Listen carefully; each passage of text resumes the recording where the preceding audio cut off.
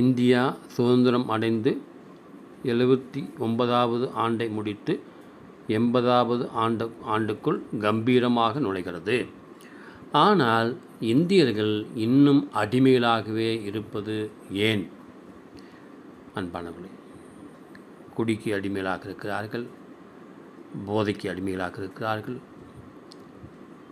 பெண் பாவத்தில் அடிமைகளாக இருக்கிறார்கள், ஏன் சாதாரண மொபைலுக்கு அடிமைகளாக இருக்கிறார்கள்.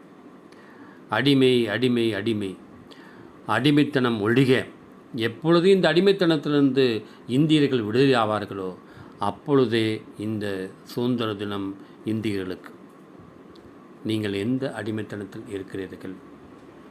சிந்தியுங்கள், செயல்படுங்கள். ஒரு புதிய இந்தியர்களாக இந்த சுதந்திர தினத்துக்குள் நுழையுங்கள்.